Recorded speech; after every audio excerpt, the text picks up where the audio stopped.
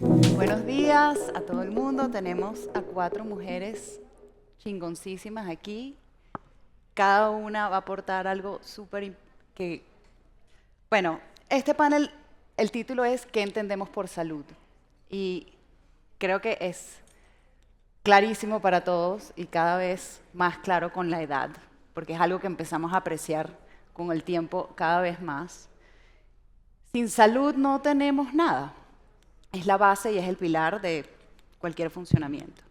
Entonces, en todo este summit hemos hablado de una cantidad de cosas, pero si no tenemos salud, ¿cómo seguimos? ¿Cómo planteamos? ¿Cómo tenemos integridad? Entonces, vamos a empezar por ahí. Pero como lo dice el título, ¿qué entendemos por salud? Mi primera pregunta va a ser, ¿cómo estamos en el tema de la salud? Entonces, vayan pensando un poquito en eso. Voy a introducir a cada una de nuestros panelistas, voy a hablar un poquito de cada una de ellas y después van a hablar cada quien de sus inquietudes, sus iniciativas, todas sus cosas. Mercedes es una empresaria mexicana que ha trabajado en el campo de la salud femenina con el objetivo de incentivar la prevención del cuidado y el empoderamiento de la mujer.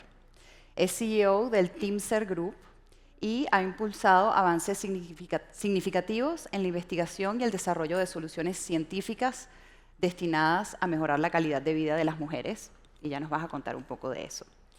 Tenemos a Juana. Juana Ramírez es una destacada líder de opinión en el sector de salud de México y América Latina. Es presidenta y fundadora del grupo SOIN, que es un health tech enfocada en enfermedades de alta especialidad y en el diagnóstico genético. Y hace tantas cosas que tomaría todo el panel del tiempo y no sabemos ni cómo tiene tiempo para estar aquí perfecta y estupenda. Tenemos a Nora Rodríguez, que tiene un consultorio de medicina integrativa y funcional y tiene una historia súper bonita que la voy a dejar que la cuente. Su mirada es holística y en su perfil de Instagram habla de medicina con compasión, ¿cierto? Y es un punto importante. Luego, Elisa Sacal.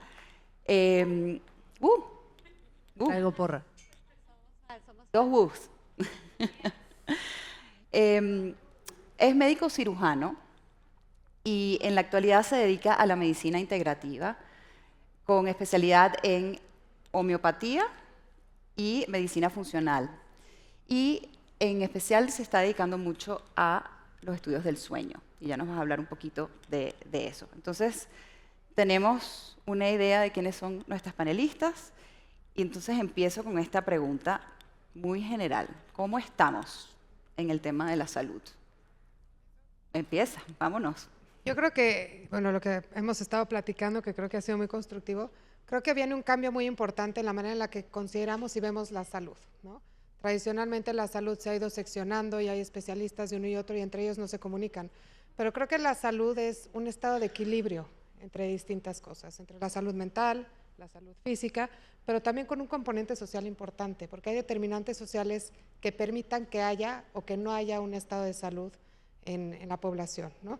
Yo creo que en lo que yo me dedico especialmente, que es pues, enfermedades de alto impacto, poblaciones vulnerables, es increíble ver cómo puedes solucionar un tema físico, pero si mentalmente las pacientes o las mujeres no están decididas y tienen las condiciones sociales para poder tener esa salud y permanecer saludables, pues es ahora sí que un círculo vicioso que simplemente no se llega, ¿no?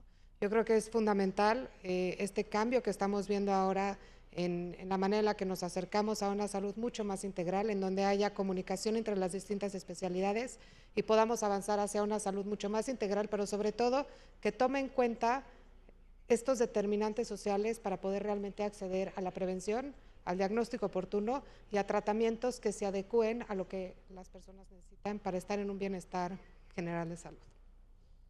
Me parece que estamos viviendo un cambio, o por lo menos eso me enseña mi algoritmo, porque yo estoy buscando un cambio en la medicina y en el sistema de salud, en donde estamos pasando de un sistema muy reactivo, de un sistema enfocado en enfermedades agudas, en donde cada enfermedad era muy simple, tenías una enfermedad a lo mejor infectocontagiosa y tenías un tratamiento específico y estamos empezando a entender que la salud es un tema dinámico, que va cambiando y que además hay muchos temas que lo influyen, como lo mencionabas, la salud mental, la salud emocional, y se está empezando a considerar como tal.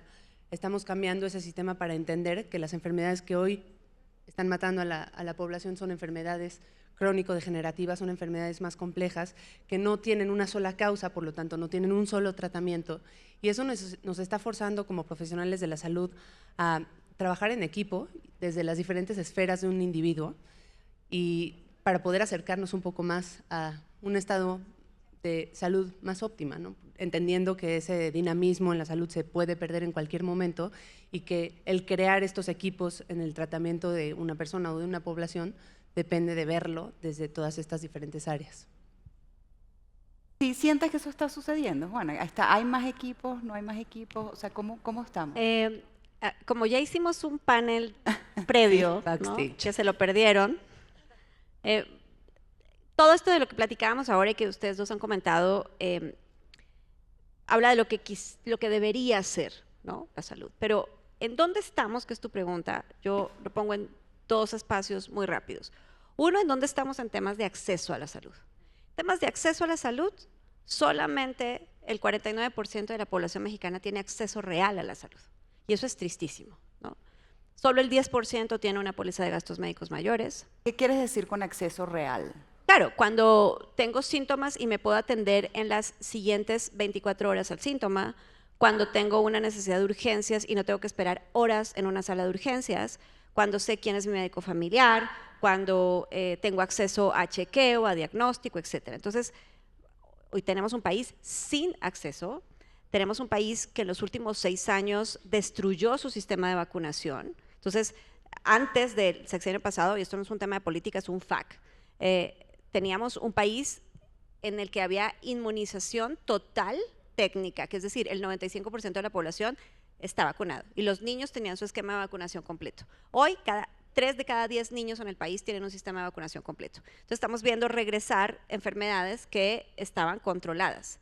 Entonces, ¿cómo estamos en términos de acceso? Muy mal, ¿no? Hay un trabajo ahora que yo soy optimista en la labor que está haciendo el doctor David Kersanovich y todo su equipo a cargo de la Secretaría de Salud, pero pues es un proceso que acaba de empezar, ¿no? Que tiene 4 meses y estamos todos muy desesperados porque además no hay medicamentos, no hay insumos. Ayer decía un doctor en un foro, es que yo como cirujano sé lo que es trabajar, tener con qué trabajar y no tener con qué trabajar, ¿no?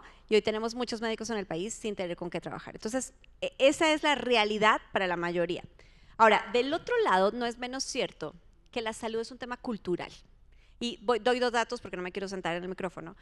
2 datos rápidos. En la encuesta del ENAR, que es esta encuesta del Instituto Nacional de Salud Pública, le preguntan a los mexicanos, ¿usted se considera una persona sana o enferma? Y el 70% de la población dice sana, ¿no? Sin embargo, tenemos un 72% de la población con obesidad, sobrepeso u obesidad, y un casi 12% con diabetes, ¿no? Ahora, cuando le preguntaron a esa misma población con diabetes diagnosticada, una enfermedad crónico-degenerativa que no se cura, que termina en amputación o en ceguera o en diálisis, en la población diagnosticada con diabetes, les preguntas, ¿usted se considera una persona sana o enferma? Y la respuesta es sana, solo tengo diabetes. ¿No? Claro, entonces, ¿cómo no? mientras tengamos también este déficit de educación en salud, en el que también la gente no entiende cuál es su responsabilidad con la salud, y entiende lo importante que es que exijamos, es más importante de verdad tener buenos hospitales completamente equipados que buenas carreteras. Perdón, ya sé que hay un tema económico también, pero es que tú lo dijiste al comienzo, con salud sacamos a este país adelante. Con un país enfermo es imposible, aunque tengamos la mejor infraestructura y tecnología. Nora, yo sé que tú en tu consultorio y en particular en tu enfoque tiene que ver con la accesibilidad, entonces quizás comenta un poquito lo que dice Juana. No, pues la verdad es que ya lo dijeron muy bien todas. El tema de de la prevención de la salud prácticamente no existe en México, o sea, porque justo tenemos esta falta de reconocimiento de la problemática que puede portar una misma persona. Una persona que ya tiene obesidad, por ejemplo, puede tener ya prediabetes o diabetes y ni siquiera sabe, ¿no? Entonces debuta en cualquier momento y pues hasta que ya la enfermedad va cobrando estragos en la persona es cuando entonces acuden al médico. Yo creo que a los médicos nos está tocando un rol muy importante para ser educadores de los pacientes. Entonces tenemos que entrenarnos más en ese rubro, o sea, yo por mi cuenta tengo mi consulta privada y bueno, a propósito de las mujeres decididas, también me certifiqué recientemente en menopausia y también estamos viendo esta cuestión de no hay un acompañamiento real, nos falta todavía mucho entrenamiento médico a los médicos y a los que están en formación para acompañar a las pacientes y a los pacientes desde educar en el estilo de vida, desde educar en los cambios en la casa, en estructura, porque las familias ya no tienen estructura, o sea, llegan, comen a la hora que pueden, agarran lo que tienen, ya nadie quiere cocinar, los niños se duermen hasta las 12 de la noche, vemos muchas pantallas, o sea, este tipo de cosas que en todos los niveles sociales están pasando y que podríamos empezar desde el consultorio a decirle, señora, ¿cómo está usted? ¿Cómo están sus niños? ¿Qué comen en casa, ¿no? O sea, y tratar de también hacer este equipo multidisciplinario con las nutriólogas, de decir, vamos a cuadrar un plan de alimentación acorde a tu rutina, acorde a tu accesibilidad económica, ¿no?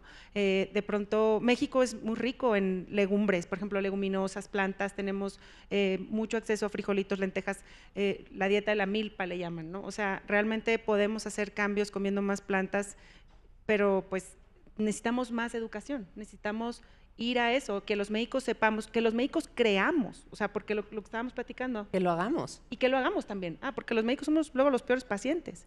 O sea, ¿Cómo hacemos? ¿Cómo hacemos para tener una mejor educación a los médicos, que de por sí sean mejores educadores a los pacientes? Ustedes que ven a pacientes directamente y después tengo unas preguntas para usted. A ver, yo creo que necesitamos educar más a los médicos en salud que en enfermedad de entrada. Si tú me preguntas cuánto tiempo tomé de clase sobre el sueño saludable en 6 años de carrera, no te miento, si fueron 45 minutos. En la clase de psicología me acuerdo perfecto. ¿Quién me enseñó sobre sueño sano, cómo se ve un niño sano, cómo se ve una alimentación saludable, cuánto podemos educarnos en temas de nutrición los médicos? Hoy en día, nada, bastante básico. Y creo que en la medida en la que empezamos a entrenar a los doctores a formarse más en temas de salud, de bienestar, de estilo de vida, en los pilares de la salud, se van a sentir más empoderados a ver al paciente desde que es sano, no cuando ya está enfermo, para poderlo prevenir, para poderlo tener una visión distinta y empezar también a utilizar los recursos de la salud en torno a cómo detecto a un paciente con resistencia a la insulina 10 años antes de que ya sea diabético y entonces ya tenga que hacer solo prácticas de tamizaje para encontrarlos. Eso es para mí una medicina reactiva que tiene que cambiar completamente el chip desde las escuelas de medicina con los propios médicos para que realmente de ahí se empiece a transmitir al paciente y a la población en general. Tú tocas un punto sobre la prevención, que sé que es algo que hemos hablado mucho, más de la balance entre la prevención y el tratamiento, y es algo que definitivamente el grupo Team será tocado bastante. Quizás puedes hablar tú un poquito no solo de Preventix, sino en general. De la prevención, y me parece un punto genial el que hablan de educar a los médicos. El tema con la prevención es que la gente que se percibe sana no llega al médico. Entonces, ¿cómo ejerces realmente la prevención en una población que ni siquiera se acerca al médico porque dice que está sana, ¿no? Y cuando se acerca es porque ya se siente mal, ¿no? Claro. Y ahí es un poco donde entra nuestra filosofía de empresa, de decir, a ver, para que haya una prevención tienen que haber metodologías de diagnóstico que sean accesibles, es decir, baratas, que también la metodología para adquirirlas sea fácil para las pacientes, que lo puedan hacer ellas solas y que no sean caras, ¿no? Y que sean eficaces. Porque si nosotros podemos llevar el producto a la población y decirles, a ver, tú te sientes bien, pero por tu edad o por tu estilo de vida puedes tener ciertos riesgos asociados con diabetes, cáncer cervicuterino, ¿no? Menopausia o diferentes cosas que a lo mejor tú estás normalizando, pero que en realidad si tú pudieras acercarte a una prueba que es sencilla, que no te va a quitar tiempo y que nada más te va a decir si estás bien o si tienes un factor de riesgo que amerite que te acerques entonces a tu médico. Y que cuando esas pacientes se acerquen al médico, el médico no les diga, no tienes nada, estás perfecto. No, es, a ver, ¿por qué tienes este factor de riesgo? Veamos cómo se puede cambiar, qué podemos modificar. ¿Son tus hormonales, es tu estilo de vida? ¿No? Pero yo creo que es un trabajo de reconocer que necesitamos nuevas tecnologías que cierren esta brecha de que acaba siendo inequidad, porque si no tienes acceso a prevención y a métodos preventivos de diagnóstico eficaces y no se invierte en esa parte de la salud para que llegue al paciente, el paciente nunca va a llegar al médico por más capacitado que esté el médico en promover la prevención. No sé qué opinan. Estoy segura que tienes algo que decir aquí. O sea, Es que, déjenme darles un ejemplo del otro lado. Una de las cosas que hacemos en Grupos Hoy tiene que ver con genética. Y incluso en la pequeña parte de la población que sí tiene acceso, o sea, que puede pagar un estudio genético, hoy hay estudios genéticos para saber tu riesgo a tener cáncer, por ejemplo, o tu riesgo a tener un infarto en los siguientes 10 años. Y les estoy hablando solamente de medicina basada en evidencia, ¿no? Y sin embargo la gente dice, híjole, no, es que me da miedo. ¿Cómo? O sea, yo les pongo un ejemplo muy fácil que tiene que ver con la prevención justo. A ver, todos ustedes usan Waze, ¿no? O sea, cuando salgan de aquí, todos saben llegar a su casa, ¿no? O sea, el único que de pronto no sabe llegar a su casa es el chiquitín que está aquí enfrente y Chansey también sabe. Pero los demás sabemos cómo. Y de todas maneras, en cuanto nos subamos al coche o al Uber o a lo que sea, vamos a poner Waze para saber cuánto tiempo vamos a llegar, si hay tráfico, si hay una mejor ruta, por dónde irnos, ¿no? Entonces, hacer prevención es exactamente lo mismo, es anticiparse a tener esa información para poder actuar sobre esa información, porque así como hay factores genéticos, es posible modificar con ayuda de profesionales como ellas su genética, su epigenética, y entonces cambiar el curso de la historia. Esto de que en México decimos que somos gorditos por genética, ¿no? Y entonces pues es que es así, ¿no? A ver, perdón, pero uno hereda los genes, no las enfermedades. Entonces sí es posible cambiar el curso de nuestra vida, de nuestra realidad. Ahora, con esto de que vamos a vivir más años, ¿cómo los queremos vivir? Porque ya yo sé que todos ven en Instagram a personas de 70 años, 80, levantando pesas, haciendo ejercicio, teniendo una vida. Acabo de estar en el cumpleaños de una amiga la semana pasada de 70 años y era la más activa y la más fiestera y la más bailarina y se veía espectacular también. Esa es la vida que deberíamos querer todos, pero para llegar allá tenemos que empezar a actuar ahora, no importa cuál sea la hora de cada uno de nosotros. Y de eso va la prevención. pero hemos hablado aquí como de cosas tan distintas que cómo llegamos a un balance, porque por un lado estamos hablando de las cosas más básicas, que creo que todas están de acuerdo, que vienen desde cosas tan simples como la nutrición, moverse, es como unos pilares básicos, pero que sin embargo, si la percepción de la persona es que está sana, no busca ayuda, no va a tener esa educación de quizás cambiar unos hábitos de vida. Eso por un lado. Y por otro lado, a cosas tan complejas como pruebas genéticas, que a lo mejor son súper simples, pero a la gente normal suena súper complejo. O buscar unas pruebas moleculares que sean más increíbles para conseguir la prevención. Entonces, ¿cómo hacemos una sinergia de una cosa tan simple y otra cosa tan compleja? O sea, es que los médicos que atienden a las personas en sus prácticas sepan que estas cosas existen y los mezclen con eso, es que hagamos talleres con los empleadores, que sé que es algo que tú haces, porque en cierta forma quizás la mayoría de la gente pasa más tiempo en sus trabajos que en sus casas. O sea, ¿cómo hacemos que esto funcione junto? Y no sé quién quiere empezar. A mí me parece que todo está en el tema cultural y la respuesta está en la educación. ¿Por qué? Porque creo que cada vez hay más herramientas, cada vez más hay equipos 360 que tratan de guiar al paciente en el proceso, pero desde que seguimos otra vez con el tema de que el paciente se siente sano, hay que volver a definir el concepto de salud en el paciente y que entiendan que entre estoy sano y estoy enfermo hay una escala de grises que es donde tengo que abordar y donde tengo que empezar a encontrar cuáles son los desequilibrios antes de que se encuentre una enfermedad. Y está en la educación del médico para encontrar esos desequilibrios y no en decirle a un paciente, es que tienes 99 de glucosa, como no tienes 100 y no tienes prediabetes, te veo en 6 meses para ya darte Para que ya metformina. estés en 100 lo que sea y ya Cuando sea. podríamos empezar a ver las tendencias con base en estudios de epigenética, con estudios de microbiota, con la individualización que a veces nos da mucho miedo en el consultorio, ¿no? En cómo puedo verlo al paciente que tengo enfrente en sus diferentes esferas.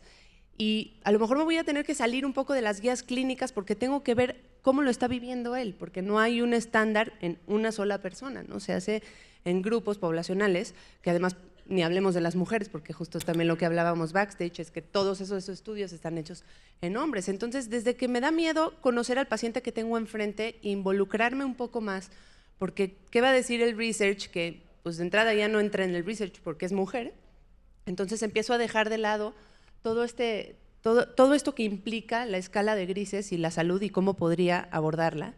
Entonces creo que hay que empezar a construir culturalmente la salud y la enfermedad desde otro lugar, empezar con educación, para que esas herramientas se puedan en algún momento utilizar. Ya vamos a tocar el tema de la investigación y de los recursos que se utilizan para las mujeres y las que no, pero Nora, yo sé que tú Sí. vas a querer intervenir aquí un poquito, quizás Yo quisiera agregar algo sobre tus aquí. programas educacionales. Yo quisiera agregar algo aquí al respecto de las leyes, ¿no? Y bueno, así como ha surgido en los últimos años esta norma I-035, ¿no? Que ahora está implementándose en todas las empresas, creo que así debería de haber. ¿Puedes hablar un poquito de la norma? Pues sí, es una norma que hace que las empresas se hagan responsables como de este escrutinio, tamizaje, ¿no? De la salud mental de sus empleados, colaboradores. Y entonces, pues tienen auditorías cada cierto tiempo, ¿no? Y tienen que tener a alguien que esté certificado dentro de la empresa, que esté dándole seguimiento a estas personas, y si detectan que alguien está en peligro, pues de algún incluso suicidio o alguna situación de salud mental, pues entonces acompañarlo y brindarle las herramientas, ¿no? Pero yo creo que en las grandes empresas, sobre todo, tenemos ahí un buen comienzo, donde podemos hacer este tamizaje, este escrutinio, donde vamos a las empresas. Háblame de lo que Sí, tú has hecho. Vamos, afortunadamente tuve la fortuna de acompañar pues varias veces a Grupo de Acero en estos proyectos, y lo que hacemos es, somos un equipo pequeño de 12 personas, pero nutriólogas excelentes que me han acompañado, que hacemos tamizaje, medimos glucosa, medimos presión, pesamos a los pacientes, les damos un reporte de cómo están, y ahí es donde luego identificamos. Además, la glucosa no la tomamos en ayunas, la tomamos 1 hora después de comer, que es cuando luego pescamos los picos, ¿no? Entonces decimos, a ver, este grupo es el como más vulnerable, necesitamos trabajar con ellos. Son personas sindicalizadas, de bajos recursos económicos.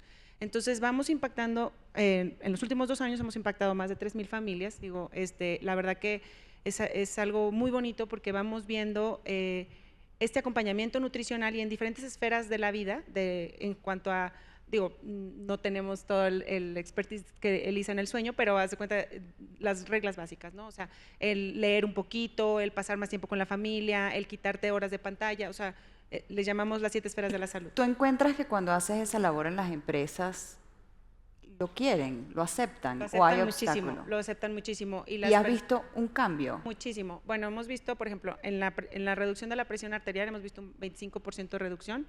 El 91% de los pacientes que participan en el programa mejoran su rendimiento, o sea, ellos en las encuestas que hacemos mejoran su energía, ya no se sienten fatigados, ¿no? Entonces, y todo tiene que ver con esta estructura de alimentación, porque lo que hacemos es intervención que les decimos, a ver, como quiera tenemos que comer. Al final del día es como quiera tenemos que comer, entonces pues vamos poniendo alimentos más saludables, ¿no? Que te den más fibra, y entonces si tienes más fibra vas mejor al baño. Hay gente que va al baño 1 vez a la semana y creen que es normal. O sea, hay gente que dice, no, yo desde chiquita he sido estreñida y 1 vez al baño a la semana. No, mamita, o sea, y de ahí vienen un montón de problemas, ¿no? Es la puerta de entrada muchas veces a enfermedades crónicas, así que vamos detectando a través de encuestas y cosas sencillas que no cuestan tanto, y que bueno, el empleador la verdad lo agradece muchísimo. El empleado. ¿Y el empleador te busca a ti o tú A veces vamos y tocas tocamos las la puertas? puerta. Y a Ok. veces he tenido la fortuna que pues pacientes que me visitan a mí en el consultorio pues resultan ser las jefas de recursos humanos y les interesa este asunto y vamos armando el programa de acuerdo a lo que necesitan. Ya. O sea, aquí tenemos un pilar de lo que es educar directamente a la persona, que quizás no necesariamente es una cosa médica súper compleja, sino es básicamente entender qué estamos comiendo, nos estamos moviendo, o sea, eso por un lado. Luego tenemos lo tuyo. Pero tú ibas a intervenir en algo que creo que iba por la investigación. No, Quizás estamos cambiando. tiene que ver con eso también, porque Vamos. nosotros, bueno, lo que hacemos es investigación y es muy importante también hablar de este ecosistema de innovación, ¿no? De cómo podemos nosotros innovar en el país, pero sobre todo en la parte de educación y de comunicación, cómo podemos nosotros traducir estos avances Quizás vamos científicos. a echar más para atrás. ¿Qué hace nosotros? Nosotros, ¿qué hacemos? Por- Nosotros somos una empresa que invertimos en biotecnología y en invenciones mexicanas dirigidas específicamente a la mujer, dando soluciones para problemas de alto impacto, pero que tengan un bajo costo al momento de poder ser ejecutadas, ¿no? Ahora Nos sí. dedicamos sobre todo ahorita en temas de cáncer cervicuterino y tenemos patentes en México y en el mundo para diagnóstico de biomarcadores en sangre de cáncer cervicuterino y tratamiento también, ¿no? Menos invasivo y que no haga daño, investigado en mujeres, para mujeres, porque son cosas que como dicen, normalmente se investigan las cosas, son datos interesantes, pero las investigaciones, por ejemplo, de hormonas se hacen en ratones machos. Entonces, cuando se traduce a la mujer, pues es parte de lo que perpetúa esta inequidad, ¿no? De género en el tema de accesibilidad a la salud. Pero nosotros, bueno, hacemos investigación para la mujer y tenemos Preventix, que es una Prevensangre que detecta cáncer cervicuterino en etapas mucho más tempranas. Los hombres llevan teniendo 30 años su antígeno prostático, ¿no? Y las mujeres ahora ya tenemos, digamos que lo similar después de 30 años, ¿no? Pero hablando un poco del tema de cómo podemos nosotros impactar a la sociedad y cómo podemos nosotros beneficiarnos de las innovaciones y comunicar lo que es el verdadero bienestar y la salud y la prevención, creo que se tiene que traducir de una manera en la que el ecosistema involucrado lo entienda, vea su relevancia y le entre, ¿no? Para nosotros ha sido muy importante decir, bueno, hay una parte que sí, los médicos son fundamentales, ¿no? Pero también tiene que haber política pública que beneficie y que realmente sume a este esfuerzo, porque si no se integra todo el ecosistema, se va, ¿no? Hay determinantes sociales que son fundamentales para que haya salud y para que la salud se pueda ejecutar, ¿no? En las comunidades. También es fundamental, por ejemplo, que haya inversión, ¿no? En temas de biotecnología, por ejemplo, solamente del 2 al 3% de la inversión en biotecnología se va a temas de mujer. Entonces es una inequidad Ya, que se… repite eso, por favor, que es importante que lo oigamos. Pues que solo entre el 2 y el 3%. 2 al 3% de un 100. De todo lo que se da en biotecnología se va específicamente a temas de mujer, ¿no? Entonces todavía hay muchísima oportunidad que hacer. Cuando nosotros invertimos $1 en la mujer, regresa a la economía $4. Es una cosa brutal. ¿Por qué? Porque la mujer sí es el centro económico y social de las economías, de mujeres sanas. O sea, ahorita estamos teniendo nosotros en el tema de cáncer cervicuterino, por ejemplo, es la primera causa de muerte por cáncer en mujeres menores de 30 años. Cuando se va una mujer o cuando se muere, la segunda causa de muerte por cáncer en mujeres mayores de 30, ¿no? Entonces, cuando una mujer se muere a sus 40 años por una enfermedad que es 100% prevenible, porque escuchen, es 100% prevenible el cáncer cervicuterino, así se detecta a tiempo, por supuesto, pues deja a una familia, ¿no? Deja hijos, deja un hueco enorme en la sociedad. Entonces, invertir en prevención de la mujer no es solamente un tema que se puede quedar en discurso, porque nos ocupan mucho para hacer discursos bonitos, ¿no? En muchos lados. Pero realmente necesitamos que se accione, que se invierta en prevención, que haya un ecosistema de innovación y de invertir Pero realmente. ¿cómo en lo la has mujer. logrado tú? Porque tú tienes un ejemplo de algo muy específico con tu prueba. Lo hemos logrado con mucho trabajo y rompiendo muchas barreras, la verdad. Nosotros, ¿Cómo se perpetúa eso? ¿Cómo hacemos más de lo que tú haces? ¿cómo hacer que esto se pueda replicar, ¿no? Sí. Yo creo que mucho de lo que estamos nosotros haciendo se hace realmente entrándole al agua. Tienes que meterle, y creo que Juana es un excelente ejemplo también de lo que se puede lograr cuando rompes esos techos de cristal y tienes que ir a tocar puertas y hacer las cosas bien y traducir las cosas con mucho trabajo.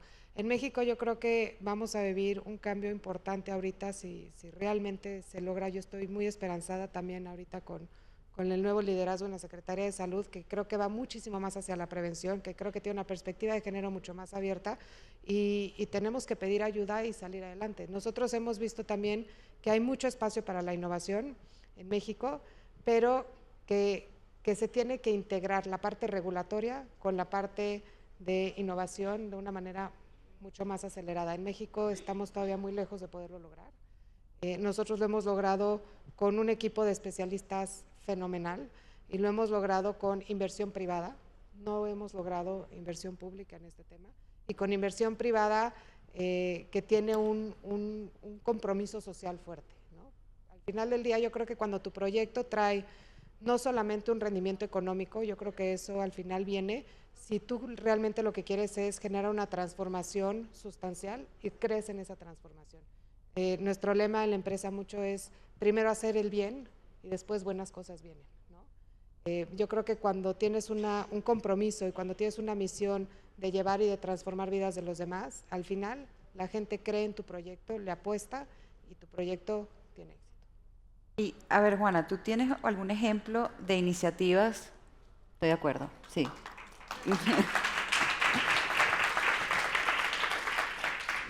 Vamos, me gustaría pasar un momentico de quizás ejemplos que ustedes tengan de cosas que sí funcionan, cosas que de verdad han tenido un impacto y que quizás se pueden continuar y usar como ejemplo para sobrellevarlo, continuarlo. O sea, quizás tú tienes algún ejemplo de algo que sí camina. Sí, quería agregar solo un par de datos a esto que estaban platicando antes sobre las mujeres en la salud. ¿Por qué hablar de las mujeres y por qué ponerlas en el centro de la conversación? No es porque estemos en Decididas, ni porque estemos cerca del 8 de marzo, o porque esté de moda, y ahora más, con los nuevos liderazgos en los países. Está demostrado que el 90% de las gestiones de salud las hacemos las mujeres. ¿Qué quiero decir con gestiones de salud? Las que hacen la cita al doctor, las que van a la farmacia, las que aplican los medicamentos en casa, las que los suministran, las hacedoras de la salud son las mujeres. Por eso cuando un hombre enferma en casa, tiene cuidados. Y cuando una mujer enferma en casa, se enferma toda la familia, porque no tiene cuidados. 50% de las mujeres con cáncer, 50, son abandonadas por sus parejas durante o después del tratamiento. Y entonces la pregunta es, ¿qué hacemos? Mejor ya no nos casamos y decimos que los hombres son unos malditos y ya está. No, pero cuando yo les pregunto a esos hombres por qué se fueron, ¿no? Porque nosotros atendemos unos 80,000 pacientes al mes, de los cuales 60,000 son pacientes oncológicos. Entonces trabajamos mucho con los cuidadores y con la familia, que hace parte de ese entendimiento integral de la salud. Muchos hombres contestan, es que no sé qué hacer, es que no sé cómo es cuidar, es que, ¿qué le digo? Échale ganas, ¿cómo abordo la sexualidad de una mujer que fue mutilada por sus mamas? A mí no me importa, pero ella sí. O sea, hay un montón de cosas que hacer. Y estoy hablando solamente por ejemplo, de cáncer de mama, ¿no? Un montón de cosas que hacer, que como tenemos las básicas que atender, o sea, que se hagan la mastografía, que si tengan la cirugía, bla, bla, bla, estas otras no nos alcanza el presupuesto, la vida, la gente para abordarlas. Entonces, por eso sí tiene sentido poner a las mujeres en el centro de la conversación de salud, porque son el camino, incluso para hablar de cáncer de próstata, porque son ellas las que llevan a sus parejas de la oreja y obligados cuando ya no pueden orinar. Esa es la realidad. Entonces, el mejor camino para dinamizar el sector salud es a través de las mujeres. Y cuando armaron este panel, estoy segura que tuvieron que buscar casi escudriñar quiénes son mujeres liderando la salud. Porque aunque el 70%, perdón, yo soy la mujer de los datos. Me encanta, dale, me gusta. Aunque el 70% de los trabajadores del sector salud son mujeres, 70%, solo tienen el 6% de las posiciones de liderazgo. Entonces, en el sector automotriz, la excusa es que no hay suficientes mujeres. ¿Y en salud? ¿No? Entonces, si somos las que gestionamos la salud, ¿por qué demonios no estamos tomando las decisiones? Y les puedo mostrar, luego en mis conferencias les muestro las fotos de Foro por la lactancia materna, 7 cuates, ¿no? De corbata. Les juro que no han lactado ni lactarán en su vida, ¿no? O Alianza por el cáncer de mama, ¿no? 5 oncólogos, 2, o sea, neta, ¿no? Les juro que el que se enferme va a querer a una mujer cuidándolo. Y dicho por la Organización Mundial de la Salud, el 97% de los pacientes en el mundo son cuidados por una mujer. Entonces, resumen, es que hace sentido, no es un tema feminista, no es un tema de moda, hace sentido poner a las mujeres en el centro de la conversación, porque somos nosotras las que vamos a generar los cambios reales en un sistema de salud que necesita de la ayuda de todos. Entonces, hablando de ejemplos y de casos prácticos, por ejemplo, desde SOIN, en el servicio concierge, lo que hacemos justamente es afiliar a esos pacientes, que por cierto no pagan un centavo por el servicio que reciben, y eso es parte de la magia del modelo de negocio. Se registran, se inscriben, y entonces subimos no solamente al paciente, sino a su cuidador o cuidadora primaria. Y luego el equipo empieza a entender quiénes son los hijos, quién toma las decisiones, qué nivel de acceso tiene, si tiene póliza, si no tiene póliza, si está en el IMSS, si está en el ISSSTE, si no está en ninguna parte, o sea, le hace IMSS Bienestar, y qué podemos hacer para asesorarlos en el proceso de acceso, y luego cómo trabajamos desde la psicología en hacer que los niños entiendan los diagnósticos y no sea tan traumático entender que a su mamá se le está cayendo el pelo, por ejemplo, y cómo trabajamos en la parte nutricional, porque como dirían las doctoras que son expertas en el tema, de nada sirve que estén recibiendo quimios si se están alimentando de manera incorrecta, vamos a tener más problemas a largo plazo, etcétera. Entonces, allí hay data suficiente para demostrar que les va mucho mejor con los tratamientos, que tienen una mejor recuperación y que paradójicamente le cuestan menos a los sistemas de salud cuando están correctamente acompañados, educados y atendidos de una manera más integral. Cuando vas al Congreso, o sea, claramente lo que estamos diciendo es que si hay que dibujar un futuro y hay que escoger una prioridad tangible, es poner a la mujer en el centro, y no por favoritismo o por feminismo, sino por practicidad. Y eso tiene que ser en el centro de la educación a nivel paciente, educación a nivel médico, educación a nivel... Así que necesitamos a más mujeres así que estén impulsando iniciativas, porque sin gobierno es más difícil. Obviamente con las iniciativas de finanzas privadas siempre se va a poder impulsar algo, pero para lograr que ese 49% que tú dices que no tiene atención médica, en cierta forma mejore ese número, pues tiene que ser ahí, tiene que ser impulsado por mujeres como ustedes. Para cerrar, que tenemos unos poquitos minutos, hablando de dibujar este futuro, quizás sí pueden decir como la cartita de Santa Claus de cada una de ustedes a nivel de su prioridad, de su perspectiva, como ¿qué me gustaría? Tangible, pequeño, que quizás si hay alguien aquí que tiene alguna influencia o que pueda llevarlo más adelante, pueda tomar notas y pueda impulsarlo. A mí me parece que hay a diferentes niveles, ¿no? A nivel paciente, claro, a nivel médico, a nivel sistema. A nivel paciente, primero que el paciente también se empiece a responsabilizar un poco más de su salud, que deje el paternalismo de llegar al médico esperando que le dé todas las respuestas y resuelva su vida, y que en verdad tome la enfermedad, su desequilibrio o su salud como una responsabilidad, y empiece a atraer a ese profesional de la salud a armar su propio equipo, a educarse sobre su diagnóstico, a entender cuáles son las opciones que tiene para poder crear su propio plan y liderarlo.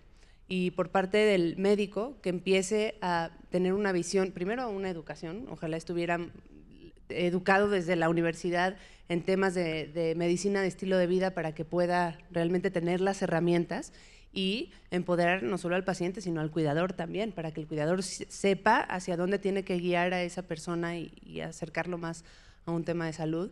Y pues sí, que el sistema empiece a voltearse hacia una perspectiva más de prevención, de desequilibrio, y no solo paliativa y de enfermedad. ¿Eres tú? Cuéntanos. Yo, si tuve una cartita a Santa Claus. Sí, dale. Para nosotros, desde el punto de vista de la investigación y la innovación, es fundamental contar con el apoyo de instituciones públicas y privadas.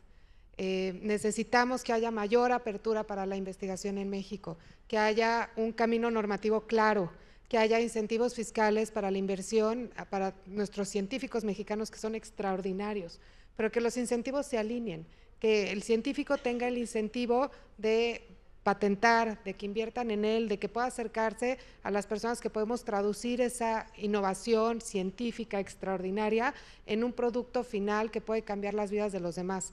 Vivimos lamentablemente en un país en donde no existe mucha apertura para hablar en temas de innovación, muchas cosas se perciben como si fueran de corrupción, ¿no? Entonces, las agencias normativas como COFEPRIS, por ejemplo, pues yo creo que nadie se siente bienvenido en ese lugar, ¿no?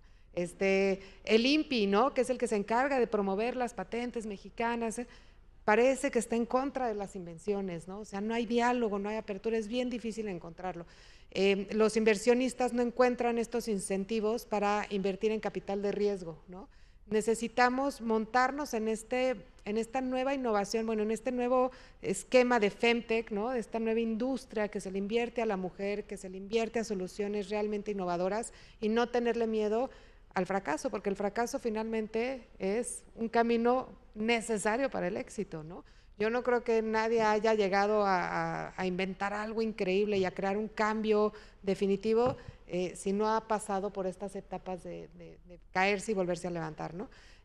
Mi carta a Santa Claus sería que en México hubiera este camino a la innovación, en donde el sector público pudiera dialogar con el privado y donde lográramos realmente este diálogo para promover la inversión real. Apoyo a la innovación, independencia y búsqueda Ya, del estamos fuera de paciente tiempo. mismo y del médico. Muy bien. Nora, Estamos rapidísimo fuera Sí. de tiempo. Nada más. cerrar. Pues la verdad que, justo lo que han dicho, que la medicina pudiera ser accesible a todos los sectores, ¿no?, sociales, que pudiéramos tener una medicina más humanizada, más compasiva. Esta medicina que todos quisiéramos tener, este médico, no que se haga responsable, sino y que te cargue como si fueras un bebé, sino más bien que te acompañe, que te dé herramientas, que te eduque. Y creo que por el lado que nos toca a nosotros como médicos es seguir estudiando, seguir preparándonos en todos los aspectos personales y psicológicos y físicos también, porque nos toca dar ejemplo, ¿no? Y pues sí, seguir insistiendo en las partes de gobierno para que nos apoyen, para que nos abran la puerta, para que podamos emprender, hacer equipo con otros colegas, con gente tan valiosa como todos los que nos acompañan hoy, para poder sumarnos, ¿no? Y que esto se convierta realmente pues en la plataforma de despegue. Una buena salud es la plataforma de despegue de la vida, o sea, de todo, ¿no? Entonces, pues ahí vamos sumándonos. Para Ahí les cerrar, va. Mi carta a Santa Claus desde Decididas hoy es que nos tomemos las mujeres la salud por asalto. Desde la investigación, desde las instituciones, desde la familia, o sea, porque les va a ir bien a todos, es un buen negocio hasta para los hombres. Que las mujeres tengamos más posiciones en la toma de decisiones de la salud, que asumamos el papel que nos toca, ya no desde el victimismo, ¿sí? Porque hemos sido víctimas de muchas cosas mucho tiempo, pero insistir en eso es victimizarse de nuevo, sino vamos a decidir que nos tomamos la salud por asalto, que nos tomamos este tema como responsabilidad, porque ya ha estado la salud masculinizada por muchísimo tiempo y es hora de ponerle ese toque que evidentemente, y está demostrado, hace que realmente tengamos todos una mejor salud. muchísimas gracias, lo oyeron aquí y con eso concluimos. Gracias a todos. Gracias.